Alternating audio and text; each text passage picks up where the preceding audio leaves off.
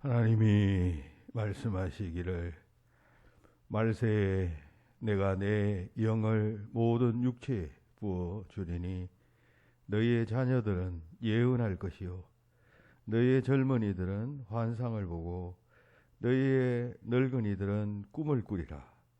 그때 내가 내 영을 내 남종과 여종들에게 부어주리니 그들이 예언할 것이라. 아멘. 은혜가 충만하신 하나님, 주께서 약속하신 보혜사 성령님께서 이 땅에 임하신 성령 강림주의를 맞았습니다. 오순절 날에 성전에 모여있던 제자들에게 임하셨던 성령님께서 오늘도 정성껏 주님 전에 나와 예배하는 모든 성도들에게 임하시고 역사하시는 시간이 되도록 인도하여 주시옵소서. 늘 성령님의 인도하심 따라 살아가는 저희들이 되게 하시고 성령 하나님께서 행하신 그 구원의 사역과 인도하심의 사역을 늘 감사하고 잊지 않고 살아가며 삼위일체 하나님에 대한 바른 지식과 깨달음 속에서 바른 신앙생활하는 저희 모두가 되게 하여 주시옵소서. 오늘도 예배를 주께서 인도해 주시기를 빌며 예수님 이름으로 기도하옵나이다. 아멘.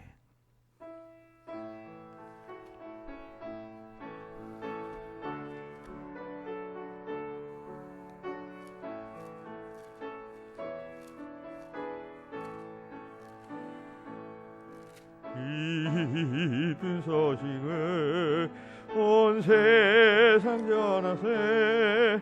근환난 고통을 당하는 자에게 주 믿는 성도들 다 전할 소식을 성령이 오셨네.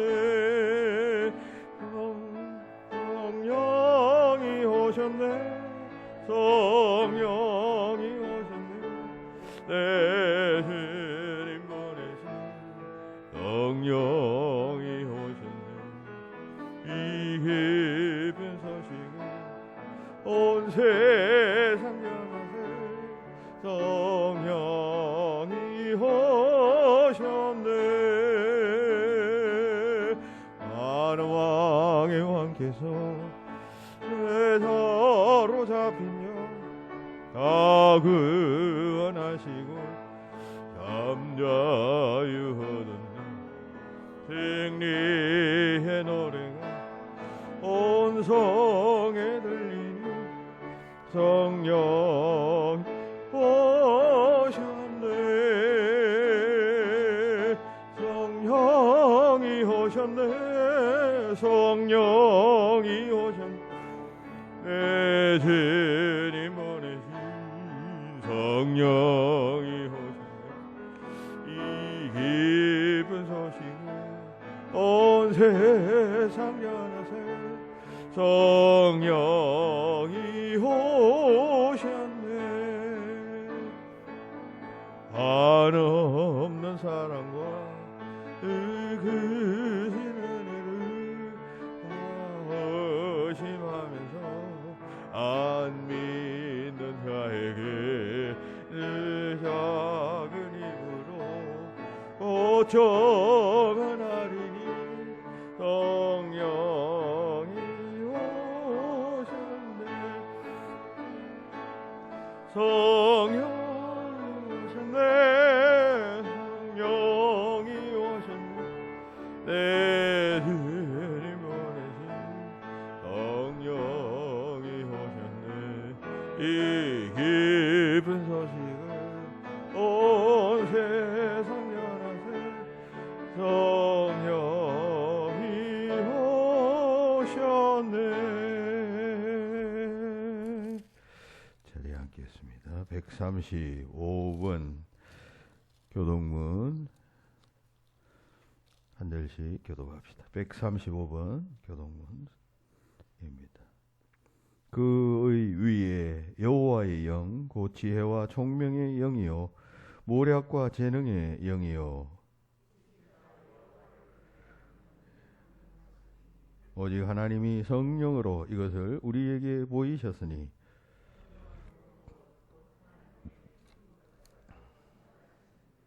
내가 아버지께 구하겠으니 그가 또 다른 보혜사를 너희에게 주사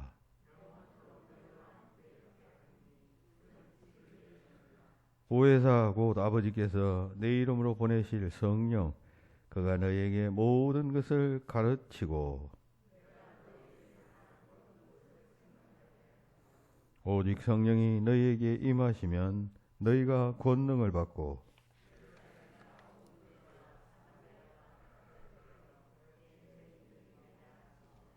아멘. 다 같이 고백의 기도를 드리겠습니다. 말할 수 없는 탄식으로 성도의 기도를 도우시는 성령 하나님, 이 시간 두렵고 떨리는 마음으로 드리는 우리의 회개를 받아 주시옵소서. 우리는 성령의 소욕대로 살지 못하고 우리 육신의 정욕을 따라 살아왔었습니다. 생활 가운데서 성령의 아름다운 열매를 맺지 못하고 하나님 나라를 유업으로 받지 못할 육신의 열매만을 맺으며 지냈습니다. 성령님께서 주시는 많은 능력의 열매들이 우리 가운데 있었지만 그것을 가지고 우리는 유용하게 사용하지 못했었습니다. 이 시간 성령 강림주의를 맞이하여 교회가 성령 강림주의를 지키는 이유를 생각하며 성령의 인도하심과 감동하심 따라 살아가야 함을 생각하며 그같이 살지 못했던 저희들 이 시간 주님 전에 나와사오니 주님 우리를 불쌍히 여기시고 이 모든 죄를 용서하여 주시옵소서. 오늘도 십자가가 능력이 되게 하시고 우리 심령 가운데서 역사하는 힘이 있게 하시고 우리의 삶을 교정시키기에 부족함이 없도록 성령 하나님께서 역사하여 주시옵소서. 우리 가운데 남아있는 죄들 이 시간 주님 앞에 낱낱이 고백합니다.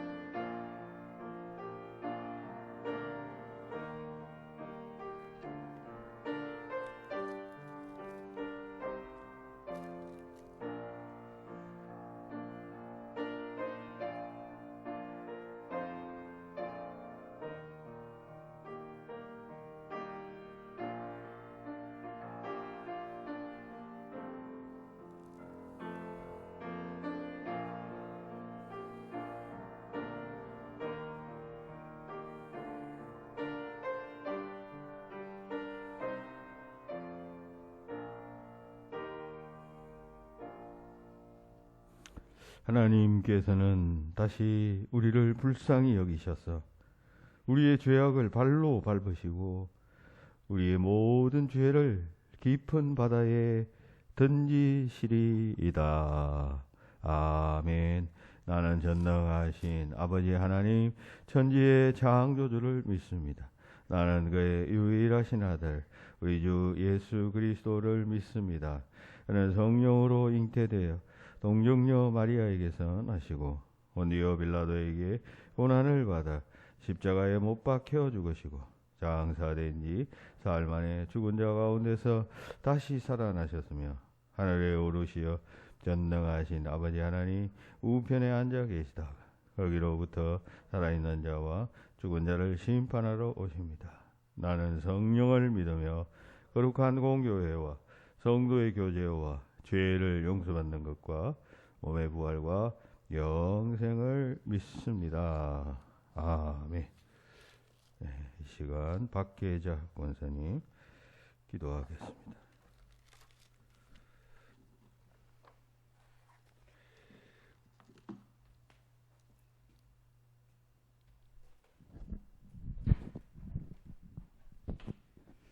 만물을 다스리시며 역사의 주인 되신 하나님,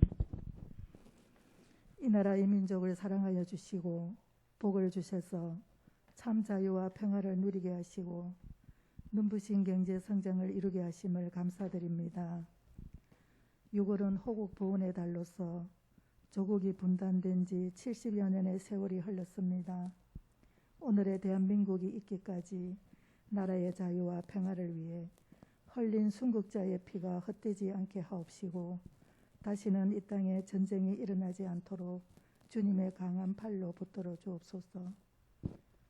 사랑의 하나님, 6.1 지방선거와 함께 새롭게 출발하는 새 정부와 새로운 대통령께 힘을 주시고 국내외 정세 속에 새 정부의 어깨가 무겁습니다. 하나하나 처리해야 할 해난들, 고공행진하는 물가 안정과 경제를 살리게 하시고 여야 모두 함께 대립과 분열을 넘어 믿음으로 하나 되게 하시고 지역 간, 계층 간, 노사 간 상호 이해와 양보를 통하여 서로 사랑하며 양극화가 해소되게 하옵소서. 사랑의 하나님, 러시아와 우크라이나 전쟁이 장기화되고 있습니다. 자유를 위해 투쟁하고 있는 우크라이나 국민들의 아픈 상처와 가족이 모두 흩어져 언제 끝날지 모르는 불확실 속에서 위협받고 있습니다. 있어서는 안 될 전쟁이 하루빨리 평화적으로 종결되게 하옵소서. 사랑의 하나님, 기후변화로 인해 가뭄과 건조한 날씨가 대행 산불로 이어져 국가적 재난으로 많은 인력 동원과 산림 피해가 컸습니다. 하나님, 단비를 주시어 가뭄이 흡족히 해갈되게 하시고 식량 부족 사태가 일어나지 않도록 농작물도 풍년되게 도와주시옵소서. 사랑의 하나님, 교회 학교 위해서 기도합니다. 질적으로 양적으로 교회 학교가 활성화되게 하시고 다음 세대에게 마땅히 행할 길을 아이에게 가르쳐서 공동체 안에서 든든히 세워지게 하시고 학교를 위해 수고하는 교사쌤께 힘을 주셔서 열정과 도전으로 주님의 기쁨을 맛보게 하옵소서. 사랑의 하나님, 목사님 위해서 기도합니다. 어려운 시기에 강단에서 말씀 전하실 때 주님께서 힘을 주시고 능력 주셔서 사역에 어려움이 없도록 붙들어 주시고 가정의 평안과 건강을 지켜주옵소서. 사랑의 하나님, 슬픔을 당한 자 있습니다. 믿음으로 다가가 위로가 되게 하시고 용기와 그 마음의 평안을 주옵소서. 사랑의 하나님, 한우를 위해서 기도합니다. 육신의 질병으로 인해 치료를 원하는 자 있습니다. 주님께서 안수하여 주시고 능력으로 깨끗이 고쳐 주옵소서. 사랑의 하나님, 해외 유학 중인 자녀도 있습니다. 군 입대한 자녀도 있습니다. 날마다 눈동자같이 보호하여 주시고 축복하여 주옵소서. 사랑의 하나님, 창간교에 속한 가정들 바라고 원하는 소원이 있다면 주님께서는 아시리라 믿습니다. 도와주시옵소서. 보이지 않는 곳곳에서 헌신하고 봉사하는 손길들 기억하시고 축복하여 주옵소서. 모든 것 감사합니다. 예수님 이름으로 기도드립니다. 아멘.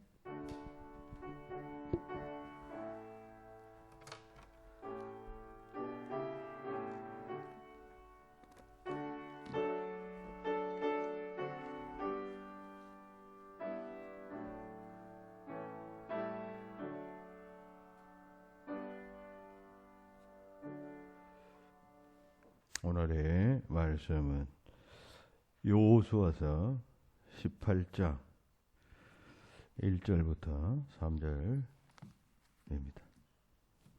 여호수아서 18장 1절부터 3절까지의 말씀 제가 봉독하겠습니다. 이스라엘 자손의 온 회중이 실로에 모여서 거기 회막을 세웠으며 그 땅은 그들 앞에서 돌아와 정복되었더라. 그러나 이스라엘 자손 중에 그 기업의 분배를 받지 못한 자가 아직 7지파라.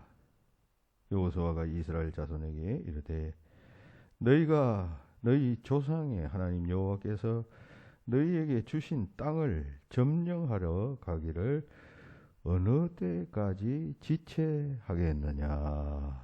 아멘.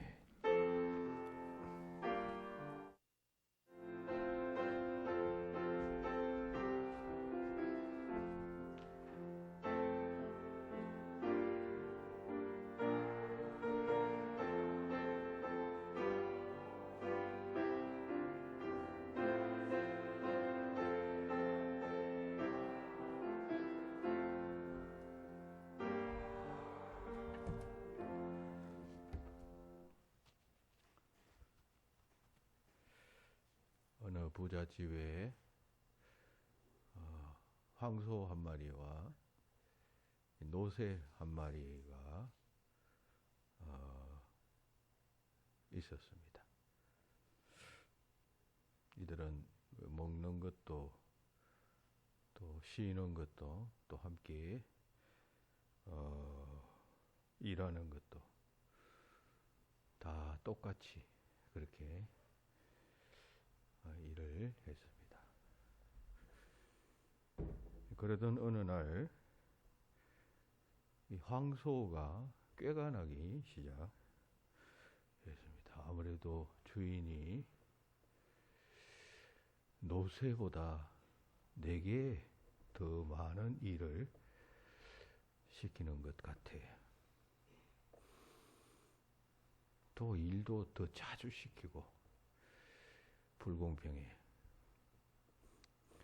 그렇게 생각을 하고는 그 다음부터 그 외양간에 그냥 틀어박혀 더 이상 일하지 않겠다 생각하고 결심했습니다. 그래서 주인이 일하라고 외양간에서 소를 끄집어 내려고 해도 꼼짝 않고 누워있게 됩니다. 며칠 동안 그렇게 했더니만 소가 좀 궁금해졌습니다. 뭐가 궁금해졌냐면 주인이 이런 나를 어떻게 생각할까? 그래서 노새에게 물었답니다. 노새야, 내가 일하지 않고 이렇게 놀고 먹는 것에 대해서 주인이 아무 말 안 하든? 응, 아무 말도 안 했어. 정말? 근데 오늘 마을 나갔다가 집으로 오는 길에 주인이 소를 잡는 백정집에 들려서 백정하고 한참 동안 이야기를 하더라. 라고 하는 이야기입니다. 이 이야기는 게으른 자가 맞이하게 될 비극적 운명에 대해서 교훈하는 이야기이겠습니다.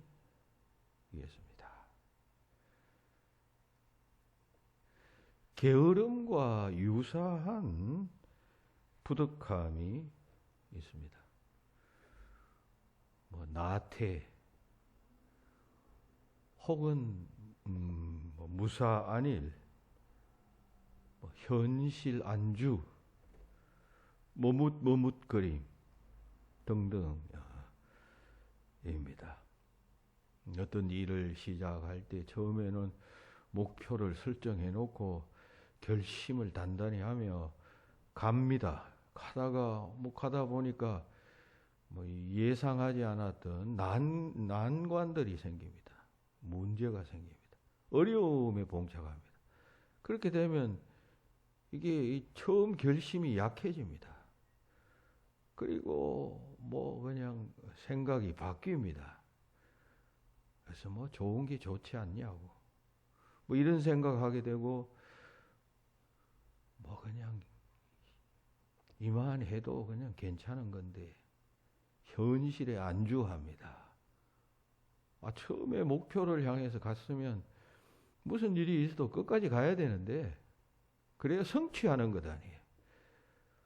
그게 꼭 무슨 또 의미 있느냐? 그렇게 성취한다고 그게 꼭 무슨 의미가 있느냐? 뭐 이런 식의 타협성 태도를 취하다가 결국 목표를 이루지 못하는 사람들이 꽤 많습니다. 오늘 우리가 읽었던 이 본문에 나타난 이스라엘 민족들도 역시 그러한 면모를 보여주고 있습니다. 가나안 땅을 정복하기 위해서 이제 모세가 40년 광야에서 이스라엘 백성을 인도해냈고 모세는 가나안 땅에 들어가지 못했지만 그 후에 여호수아가 지도자가 되어서 이제 가나안 땅으로 점령해 들어가게 됩니다. 그러니까 오늘 본문은 이 가나안 땅을 점령할 때에 전부를 지금 현재 다 점령한 게 아니라 이제 차례차례 점령해야 되잖아요. 요단 동편으로 해서 요단강을 건너서 가나안 땅을 갔으니까 이제 요단 동편의 어느 일부 그리고 요단강과 가까운 요단 서쪽 땅 일부를 이제 정복한 상태에서 있었던 일을 말하고 있어요. 그러니까 이스라엘 12지파 가운데 한 5지파는 이미 그 정복한 요단 동서편의 땅을 먼저 할애받았습니다. 분배받았습니다. 그 나머지 7지파는 아직 그 미처 정복하지 못한 가나안 넓은 땅이 남아 있잖아요. 그 땅을 다 정복하면 여호수아가 이제 지파별로 분배하려고 하고 있었던 차이였는데 지금 이 시점에서 이들이 자꾸 머뭇머뭇거리더라 그런 이야기입니다. 정복해 들어가야 되는데 그냥 그 현실에 안주하고 뭐 넓지 않지만은 5지파가 차지한 요단 동서편의 땅에 그냥 함께 그냥 그 기거하면서 더 이상 우리가 뭐 이렇게 위험한 전쟁을 할 필요가 있겠는가? 전쟁하면 또 희생도 생기고 문제도 발생하고 위험도 따르니까 차라리 그냥 이 정복한 조그만 땅 여기 안주하면서 기거하면서 여기도 땅이 기름지고 좋으니까 뭐 여기서 농사 짓고 이렇게 그냥 살자. 이런 분위기가 생성되기 시작했던 것입니다. 정복전쟁을 계속 하려면 12지파가 다 힘을 합쳐야 되잖아요. 그런데 요단 동서편에서 이미 땅을 차지한 지파들은 뭐 자기 땅 이미 다 설정되었으니까 뭐 남의 지파 땅 위에서 우리가 뭐 목숨까지 바칠 일 뭐가 있어. 그냥 우리는 우리 땅 차지했으니까 그냥 여기 안주하면 되지. 이런 생각을 가졌고 나머지 7지파는 자기 땅이 없어요. 없지만 그냥 뭐 남의 그 지파의 땅 남의 지파에 할당된 그 땅이지만 뭐 그렇게 살아도 같은 민족끼리 사는 거니까 뭐 큰 갈등도 없고 그냥 광야에서 살던 것에 비하면 얼마나 여러분 좋은 조건입니까? 광야는 매번 움직여야 하고 그냥 정착도 못하고 텐트 치고 살던 시절이었는데 여기는 자기 땅이 있으니까 자기 나라의 땅이 되었으니까 여기가 그냥 머물러 그냥 여기 주저앉아 그렇게 살자라고 하는 마음이 생겨났을 때 여호수아가 이걸 보고 너희가 어느 때까지 지체해야 하겠느냐 너희가 어느 때까지 이 땅에서 지금 머뭇거리겠느냐 하면서 이제 책망한 내용 이겠습니다. 너희가 어느 때까지 지체하겠느냐. 이 여호수아의 말은 제가 방금 설명드린 그런 특정한 정황에서 여호수아가 한 말이지만 우리는 이 말을 일반화해서 오늘 우리들에게도 하시는 말씀이다. 즉, 이 지금 본문 속 이스라엘 민족들이 처했던 상황과 유사한 상황에 처한 오늘을 살아가는 우리들에게도 우리들이 똑같이 이스라엘 민족처럼 그렇게 행동하고 판단하고 한다면 하나님께서 우리에게 이같이 말씀하여 주실 것이다. 말씀하실 것이다. 그런 이야기입니다. 너희가 어느 때까지 지체하겠느냐 라고 말씀하실 것이다 라고 하는 생각을 가져보게 됩니다. 자, 그렇다면 이 말씀은 구체적으로 어떤 의미일까요? 너희가 어느 때까지 지체하겠느냐? 어느 때까지 머뭇거리겠느냐? 머뭇거리는 자들에게 주시는 하나님의 말씀이라고 할 때 이 말씀은 어떤 메시지를 담고 있느냐 할 때 다음에 세 가지 메시지를 말하고 있다고 생각됩니다. 첫째는 위축되지 말라라고 하는 말씀입니다.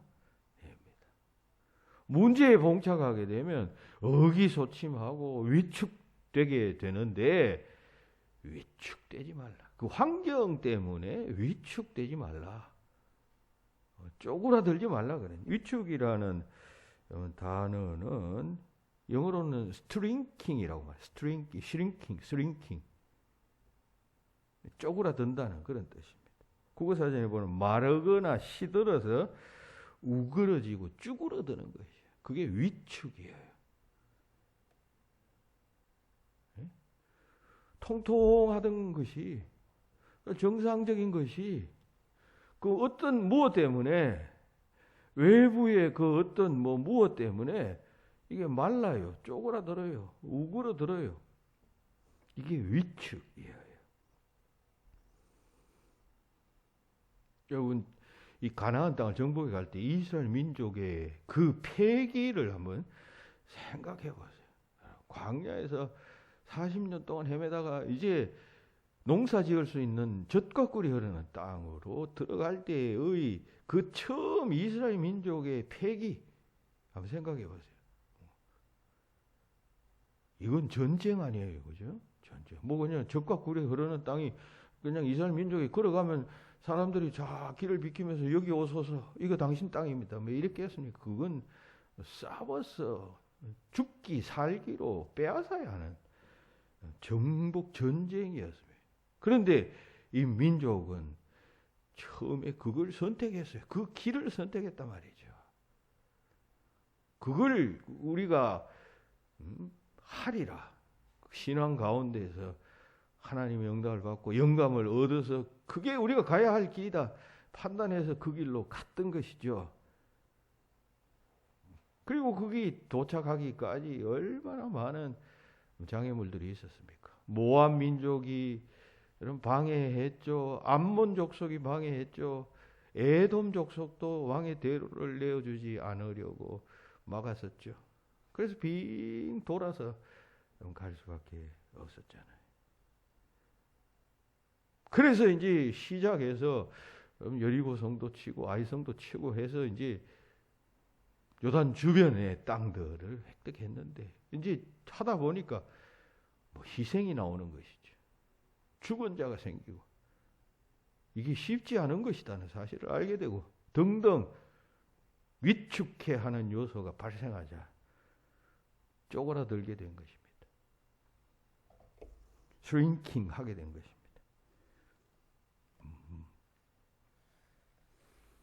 그런 상황에서 그냥 현실에 안주하려고 했을 때 너희가 어느 때까지 이 정복 전쟁을 지체하라느냐. 빨리 끝내야 되지 않느냐. 그런 이야기인 것이죠. 더 이상 모험을 원치 않고 더 이상 희생을 원치 않고 그래서 여기서 그냥 만족하며 그냥 좀 부족하지만 그래도 그냥 광야에 있을 때보다는 우리가 낫지 않았느냐. 이만하면 그냥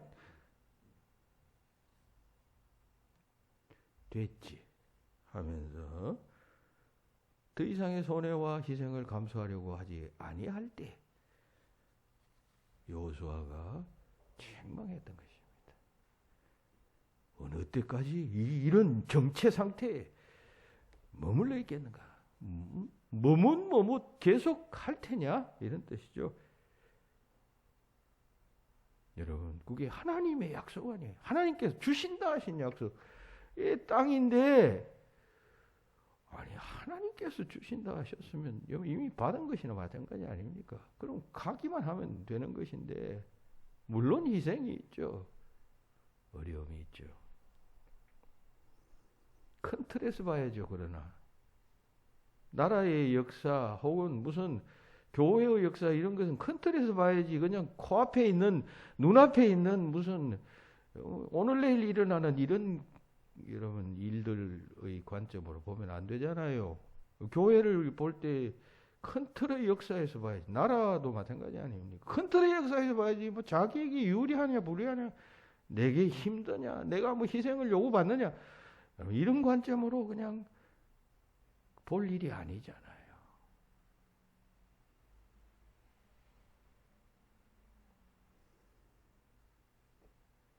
너희가 어느 때까지 지체하겠느냐. 신앙인의 삶은 가나안을 정복해 들어가는 이스라엘 민족의 삶에다가 비유하는 사람들이 굉장히 많죠. 천국을 하늘 가나안이라고 노래하는 노래들도 많잖아요. 신앙인의 삶은 광야 노정을 거쳐 가나안 땅으로 들어가는, 가나안 땅은 천국이죠. 그때까지의 삶인 것입니다. 이러한 우리의 삶이 이 이스라엘 백성들의 경우처럼 어떤 문제 상황에 봉착하고 어려움을 만날 때 그때 의기소침해 버리고 위축되어져 버리며 그래 그냥 여기서 그냥 이만하면 됐지 뭐 더 이상 희생을 요구하며 더 뭐 하겠냐고 비전을 상실해 버리면 안 된다. 그런 이야기인 것이. 위축되지 말라.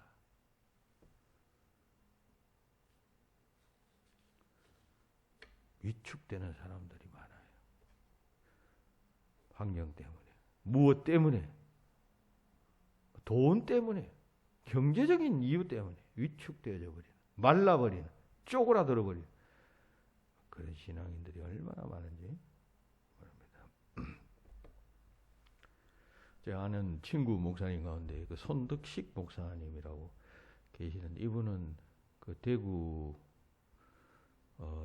출신이에요. 그 동산병원 제가 있던 저희 아버님이 계시던 그 동산병원에서 직원으로 있다가 이제 신학을 공부해서 목사가 된 사람인데 테니스를 얼마나 잘 치죠. 프로 선수 같은 그런 실력을 가지신 분이에요. 몇 번 이분과 테니스를 친 적이 있는데 그때 들었던 이야기를 제가 평생 잊지 않고 그렇다라고 인정하며 공감하며 살아가고 있습니다. 한 번은 테니스는 주로 이제 복식 경기를 자주 치잖아요. 그래서 그분과 한편이 되었어요. 그러니까 뭐 국가대표급의 실력자하고 같은 한편이 되어서 치니까 저는 뭐 당연히 그분보다는 실력이 모자라죠. 그 두 사람이 줘가지고 상대방이 또 줘가지고 치는데 뭐 저희 편에서 점수를 잃을 때는 누가 대체로 실수를 하겠어요? 제가 거의 실수를 하죠. 그 사람은 뭐 능수능란하니까. 그러면 저는 미안하죠. 그래서 연발 그냥 실수할 때마다 점수를 내줄 때마다 아이 미안합니다, 미안합니다. 뭐 테니스 칠 때 자주 그러잖아요. 뭐 실수하고 운동하면 아이 미안합니다, 미안합니다. 어떤 운동이든지 뭐 실수하고 하면 미안합니다 이렇게 하는데 뭐 쭉 하던 대로 아유 미안합니다, 미안합니다 이랬습니다. 그랬더니만 이분이 잠깐 시합을 멈추고 잠깐 오라 그러더라고. 왜 그러냐고 했더니 무슨 작전 타임인가 싶어서 들었더니 아주 딱 그냥 교육하듯이 하시는 말씀이 절대로 테니스 경기나 이렇게 복식 경기를 할 때 자기가 실수했으면 미안하다는 소리 하면 안 된다. 미안하다는 소리를 하면 안 된다. 미안한 마음 가지고 치면 안 된다. 아니 자기 실력만큼 치는 것이다.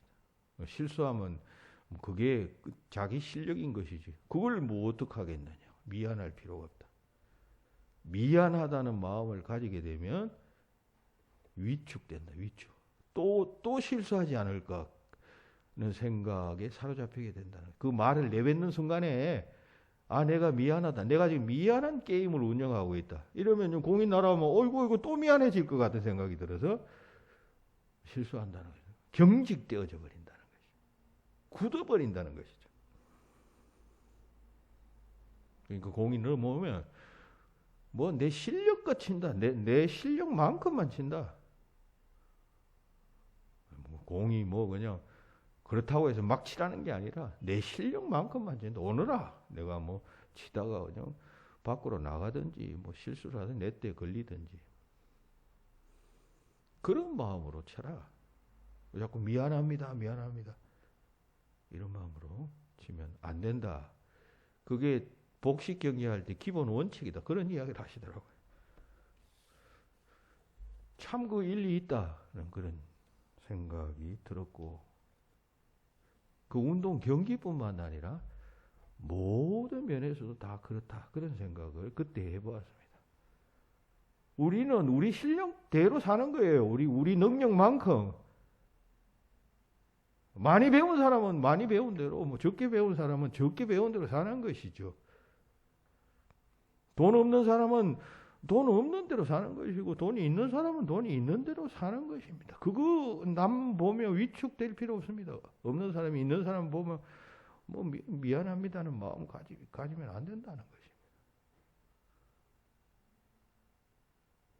것입니다. 어떤 사람은 뭐 부잣집에 태어나서 그냥 일하지 않고 그냥 부모 재산으로 그냥 그저 먹는 사람도 있고 어떤 사람은 그냥 가난한 집안에 태어나서 그냥 일생 고생하며 뭐 그렇게 살아가는 사람도 있는 것이죠. 그런데 어떤 사람이든지 간에 뭐 나는 왜 이런가 비교하지 말고 그냥 하나님께서 내가 이 땅에서 살라고 주신 삶이라고 생각하고 그냥 그렇게 가는 것이 그게 바른 태도다. 그런 말씀입니다. 삶에서 위축되면 안 되는 것이. 그저 가는 것이에요. 자신 있게 이 전능하신 하나님이 나를 이 땅 위에 생명으로 주셨잖아요. 그러면 그 하나님이 주신 길대로 우리가 가는 것이죠. 어떤 사람은 부러운 듯한 길로 가는 것이고 또 어떤 사람은 고난의 길 같은 삶을 사는 것입니다. 그때 자기 삶에 대해서 그냥 인정하고 이게 하나님께서 내가 살라고 주신 길이라고 생각하며 가는 것이 그게 바른 삶, 꿋꿋한 삶, 건강한 삶인 것이지 여러 가지 문제를 만나고 뭐 그냥 비교하면서 어쩌고 저쩌고 하게 되면 쪼그라드는 것이에요. 지금 여호수아는 쪼그라들지 말라 그런 이야기를 하고 있는 것이에요. 쪼그라든 위축된 이스라엘 민족을 향하여 위축되지 말라. 참 비전을 생각해 보아라. 말했던 것이. 우리의 삶을 위축시키는 요소가 뭐가 있는지 한번 생각해 보세요. 여러분 다 여기 삶을 열심히 지금 살아갈 텐데 여러분들 각자의 삶을 위축시키는 어떤 요소들이 있을 것입니다. 물질이 될 수도 있을 것이고 건강이 될 수도 있고 혹은 또 뭐 그냥 자녀가 여러분들의 삶을 위축시킬 수도 있고 뭐 기타 뭐 여러 가지 요인들이 각각 있을 것입니다. 있다고 할 때 위축되면 안 된다는 것입니다. 자기 길을 가는 것이에요. 부자라고 여러분 천국 갑니까? 가난한 자라고 반드시 지옥 갑니까? 그건 하나님의 관점에서는 여러분 그 평가의 기준 잣대가 되지 못해요. 돈으로도 못 가요 하나님 나라. 그런 여러분 복음서가 있잖아요.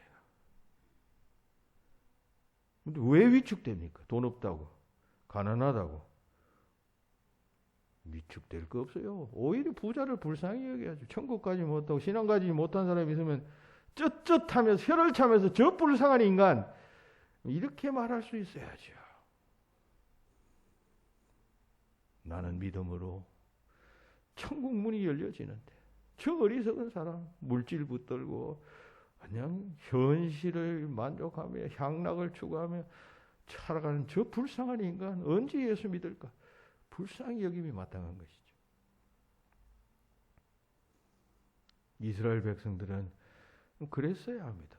가나안 민족이 아무리 강하더라도 하나님 안 믿는 민족이면 멸망당할 민족 아니야. 저 불쌍한 민족, 저 칼과 철기와 무슨 무기를 가지고 있다고 할지라도 강력한 여러분 민족이라고 할지라도 저 불쌍한 민족, 저 멸망할 민족 생각하며 담대하고 영적 우위에 서며 하나님의 약속을 바라보며 전진해 갔어야죠. 어느 때까지 지체하겠느냐. 위축되지 말라.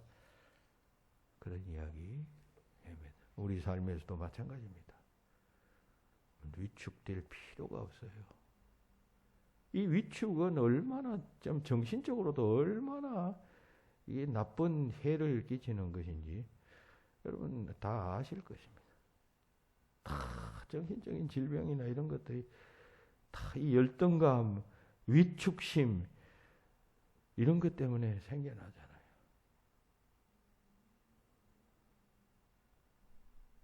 정신을 바짝 차리고 그런 마음이 조금이라도 들 때마다 내게 하늘 가나안 길을 열어주신 그 하나님을 소망하면서 그 처음 여러분 길을 출발할 때 신앙의 길을 출발할 때 그 감격과 그 뜨거움으로 여러분 헤쳐나가야 하는 것이죠.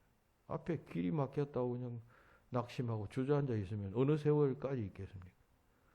삽을 들고 길을 파내고 길을 닦아내고 뚫고 가야죠. 못 갈 것도 없습니다. 가는 것입니다.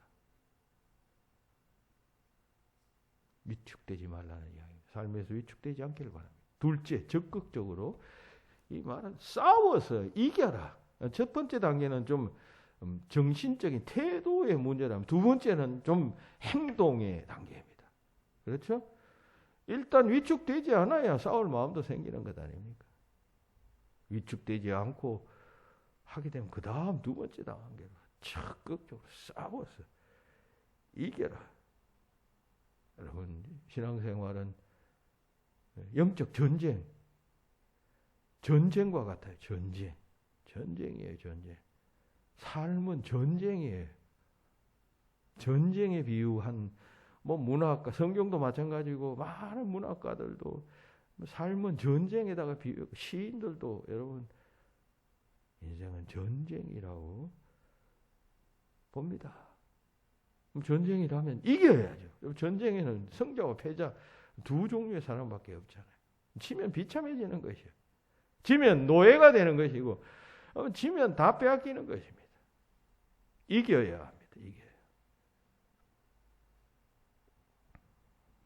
싸워서 이겨야 한다. 무엇과 싸워야 이겨요? 위축시키는 그 어떤 것과 싸워서 이겨야 합니다.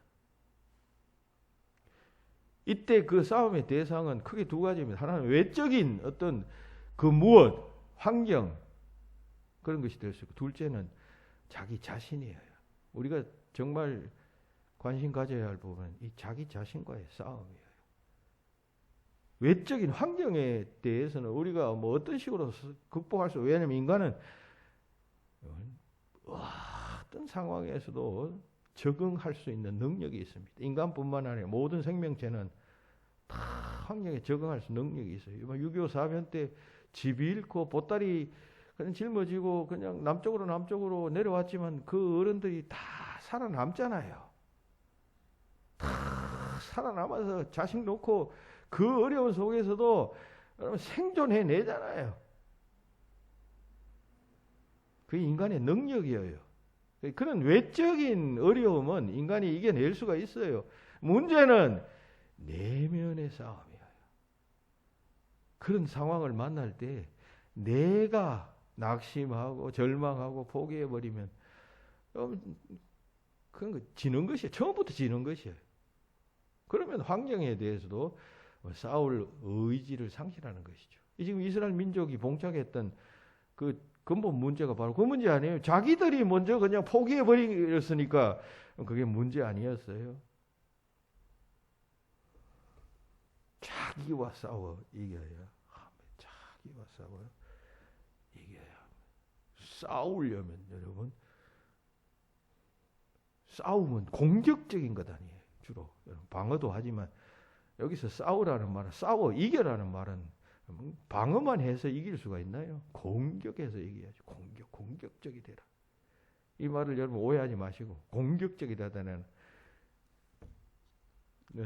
이야기에 이렇게 어떤 이해를 하기 위해서 제가 예를 하나 들게요. 여러분 2002년 월드컵 경기 다 보셨을 것입니다. 우리나라가 이태리인가요? 그때 이탈리아하고 16강전, 그러니까 8강 진출전을 벌릴 때 우리가 1대 0으로 지고 있었습니다. 지고 있는 상황에서 이 히딩크 감독이 아주 그 전략을 그냥 아주 공격적인 축구로 바꾸었어요. 그래서 공격수로 대거 투입을 합니다.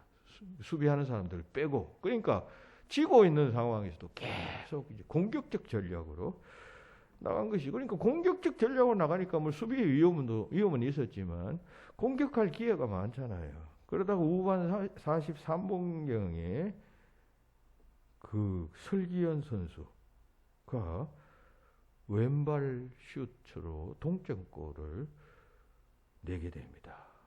동점이 되어서 1대1이 되었어요. 그랬는데 히딩크 감독은 더 계속적으로, 여러분 1대1 됐으면 그 세계 최강국 아니에요. 그 축구로서는.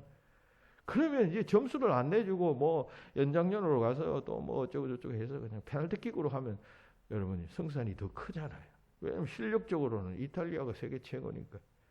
그런 상황 속에서 계속 히딩크는 공격 축구를 주문했습니다. 그러다가 연장 12분경에 이영표가 쏘아 올린 공을 안정환이가 그냥 헤딩으로 탁 넣게 되죠. 그래서 8강으로 진출했던 것을 여러분들이 다 보았을 것입니다. 승리의 요인은 히딩크의 그 전술 전략이었습니다. 공격적 축구를 감행한 것이 성공이었습니다. 이건 뭐 하나의 드러난 경기의 얘기였습니다만 대체로 그렇습니다. 여러분, 어려움을 만나면 공격적으로 싸워야 합니다. 그래야 이깁니다. 어려움 만날 때 탁 그냥 수비 자세를 취하고 내가 저기 안 넘어지리라, 이런 자세를 취해서는 그 어려움이 도망가지 않습니다. 계속 덤벼듭니다. 싸워야 합니다. 내쫓아야 해요. 공격이 최대의 수비라는 스포츠계의 유명한 말이 있잖아요. 그렇습니다. 제가 몇 차례 이야기했지만 길 가다 보면 요즘 개 데리고 다니는 사람 많아요. 근데 맹견들 과거에는 뭐 그냥 주인이 줄 메고 다녔어요. 어떤 경우에는 그냥 풀어놓고도 막 다녔어요. 그쪽 덩치가 큰 개들은 물 수 있는 위험성이 있음에도 불구하고 어떤 경우에는 그 풀어놓은 개들이 어떤 사람을 보고 막 이렇게 으르렁거리면서 달려듭니다. 그런 여러분 물린 경험, 공격당한 경험이 있는 분이 있을 것입니다. 그런데 이때 개가 공격할 때 막 도망가거나 도망가는 자세를 취하면 개가 더 적극적으로 덤벼듭니다. 가서 뭅니다. 근데 만약 개가 으르렁거리고 짖고 혹은 또 뭐 조금이라도 공격적 자세를 취하려고 할 때 탁 돌아서서 맞받아 보며 서로 딱 보면서 내가 그 개에 대해서 공격적 자세를 한번 취해보세요. 그럼 개가 달려들다가 움찔합니다. 멈춥니다. 당연하죠. 상대방이 지금 나를 공격하려고 하는데 내가 그냥 공격하다가도 딱 수비 자세를 취하는 게 당연하잖아요. 도망가면 상대방이 도망가는구나 싶어서 그냥 공격 행위를 계속합니다. 돌아서서 딱 내가 공격 자세를 취하면 걔가 멈칫한단 말이죠. 계속 공격적 눈빛을 쏘아보면 걔가 덤벼들지 못해요. 주변에서 짖기만 하고. 뭘 모르니까 막 겁이 나서 도망가다가 물리는 것이에요.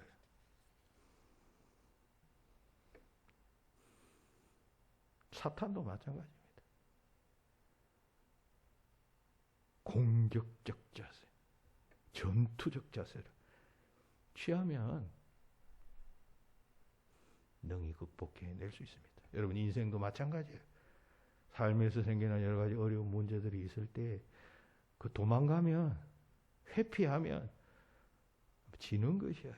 싸워 이겨야 합니다. 한 번 싸워 이기면 다시 접근하지 못하게 됩니다. 디모데전서 6장 12절에서 믿음의 선한 싸움을 싸우라. 영생을 취하라 했어요. 영생은 거저 주시는 것이지만 한편 우리가 일생 동안 성화로 이루어 가야 할 여러분 하나님의 선물이에요. 그죠? 우리가 예수 믿어 구원 받았습니다. 그러면 그것으로 끝나나요? 우리 일생 살면서 여러분 그 받은 구원을 잘 다듬고 닦고 우리가 죽을 때까지 해가는 성화의 과정이 요구되는 구원 아니에요. 그러면 늘 순조로울까요? 그게? 그 과정에서 얼마나 여러분 문제가 생기고 적들이 공격하고 낭패를 당하게 하는 일들이 생겨납니까? 싸움 없이는 여러분 그걸 성화를 이루어낼 수가 없어요. 잘 싸워나가야 합니다. 싸워 이겨야 합니다. 이겨야 여러분 완성이 되는 것이에요. 주님께서 선물로 주신 구원의 완성, 결국 우리가 인간 삶 속에서 우리가 결국 그냥 완성해가는 뭐 그런 성격이 있는 것입니다. 가만히 앉아서 그냥 그게 어찌 이루어지나요? 그 구원이 완성되나요? 싸워야 하는 것입니다. 싸워야. 바울은 디모데 후서에서 내가 선한 싸움을 싸우고 했잖아요. 바울이 무슨 뭐 전사였습니까? 혹은 무슨 병정이었습니까? 바울은 자신의 일생을 싸움으로 보았습니다. 싸움, 영적 싸움. 내가 선한 싸움을 싸우고 이겼다. 그런 고백 아니겠어요? 이스라엘 민족들도 싸워야 했습니다. 그 상황에서. 그게 그냥 주어지는 것이 아니었습니다. 싸워 얻어야 했었는데 그냥 주눅들어 버린 것이죠. 의기소침해 버린 것이죠. 그래서 너희가 어느 때까지 이러고 있겠느냐.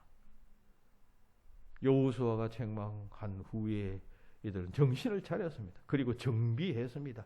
그리고 정복전쟁을 계속해 간다는 것이 이 3절 이후에 계속되는 말씀입니다. 결국 그들은 그 땅을 차지하게 되죠. 그리고 이스라엘 북쪽에서부터 남쪽에 이르기까지 나머지 7지파에게 땅을 각각 배분해주고 그 후로 그 이스라엘 땅에서 12지파가 흩어져서 살게 되었던 것입니다. 너희가 어느 때까지 지하겠느냐. 이 말씀 여러분들에게 주시는 하나님의 메시지로 들려지기 바라고 의기소침해질 때 그리고 주저주저하게 될 때 언제나 이 말씀을 기억하면서 내 이 삶의 정황에 하나님께서 내게 주시는 말씀은 아닌가 질문해보고 또 바르게 응답하는, 그래서 여러분들의 영적 삶의 길이 그냥 환하게 열려지는 복이 넘쳐나기를 주의 이름으로 축원합니다. 기도하시겠습니다. 굴곡 많은 인생을 살아가는 저희들의 선한 목자가 되시는 주님, 이 시간 오늘 말씀 생각하며 기도합니다. 삶에서 우리가 뭐 묻거릴 때 너희가 어느 때까지 지쳐야 하느냐 하신 이 말씀이 떠오르도록 성령님께서 역사하여 주셔서 여러 가지 난관을 만날 때 그것 때문에 위축되지 말고 싸워 이겨나가는 하나님의 진정한 용사들이 되도록 인도하여 주시옵소서. 이 싸움은 이미 이긴 싸움, 그리스도께서 십자가에서 이미 이긴 싸움입니다. 주님과 동행하며 주님 의지하며 가면 우리도 얻게 될 승리의 싸움입니다. 그 사실을 언제나 생각하며 꺼리낌 없이 주어진 삶을 개척해 나가는 아름다운 자들이 다 되게 하여 주시옵소서. 예수님 이름으로 기도합나이다. 아멘.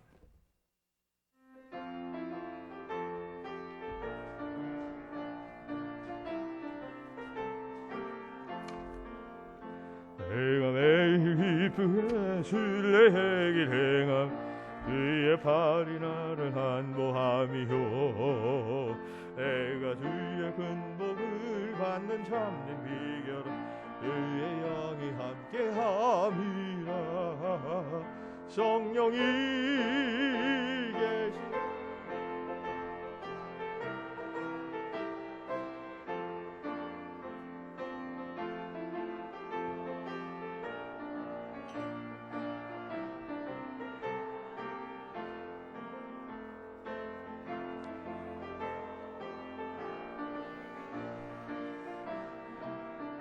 힘이여 의발 아래 엎드려 참 비결은 함께함이라 성령이 계시네 할렐루야 함께하시네 여운 이를 걸어 밤낮 기뻐하는 영이 함께함이라 나와 동행하시고 모든 염려하시니 나는 숲의 새와 같구나 내가 기뻐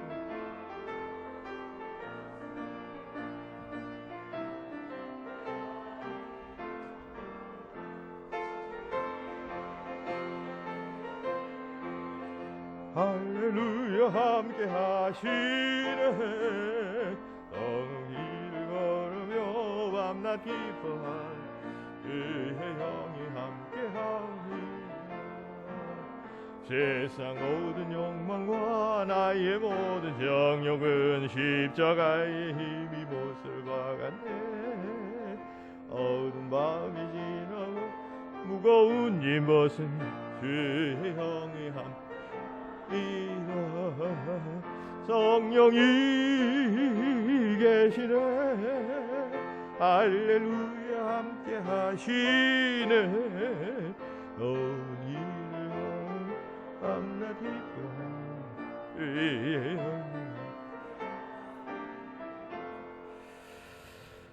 정순애 집사님 변치 않는 주님 사랑 감사합니다 하셨습니다. 박영용 권사님 범사 감사합니다 하셨습니다. 기도합시다. 하나님 감사합니다. 하나님은 임마누엘 하나님이시라고 하셨습니다. 우리와 멀리 떨어져 계시는 분이 아니라 항상 우리와 함께 나와 함께 하시는 하나님 이심을 감사하고 또 생각하며 그 주님과 동행하는 저희들 되기 원합니다. 내가 기쁜 일 만날 때 또 위기 상황에 처할 때도 거기 주님이 늘 나와 함께 있음을 알고 담대해질 수 있도록 하시고 언제나 우리는 이미 이긴 자라고 하는 의식을 가지고 그 과정 속에서 일어나는 크고 작은 위험한 일, 낙담하는 일, 어려운 일, 슬픈 일 만나도 거기에 주눅들지 않고 최종 승리를 내다보며 가야 할 길 계속 가는 저희들이 되게 하여 주시옵소서. 그 같은 마음으로 주님 앞에 예물 드리고 감사하는 정순애 집사님, 박영용 권사님 붙잡아 주시고 그들의 삶의 정황이 무엇이든지 간에 쓰러지지 않게 하시고 주와 동행하며 찬송하며 주어진 삶의 노정 갈 수 있도록 복내려 주시옵소서. 여러모로 주님 앞에 헌금합니다. 감사의 헌금, 11조 헌금, 기타 하나님 나라 확장을 위하여 선교 헌금, 구제 헌금 등등 주님 앞에 구별하여 드리는 예물들 있습니다. 주님 기뻐 받으시고 드릴 때마다 영적 능력이 강건해지게 하시고 물질적 풍요도 하나님 선물로 주시어서 드리는 기쁨 날로 날로 배가 되며 하나님 형상을 닮아가는 죄자녀들이 되게 하여 주시옵소서. 감사 영광 돌리며 예수님 이름으로 기도하옵나이다. 아멘. 교회의 소식 주보를 참고하시기 바랍니다. 6월 달이 이제 시작되었습니다. 알다시피 호국 보훈의 달입니다. 6월에 여러 그 국가를 위한 희생들이 있는 많은 날들이 있기 때문에 특별히 6월을 그렇게 정해 놓았습니다. 나라 사랑하는 마음 여러분들 꼭 가질 수 있기를 바랍니다. 나라가 없으면 가정도 개인도 없는 것입니다. 귀한 국가를 주신 하나님 안에도 생각하면서 감사하시기 바랍니다. 전국 동시 지방선거 끝났는데 일단 일꾼들이 선출되었습니다. 그러면 이 사람들이 사명을 잘 감당할 수 있도록 우리 그리스도인들은 그들을 위해서 기도해야 하겠습니다. 부목사님, 장모님 별세해서 장례 은혜 가운데 잘 마쳤습니다.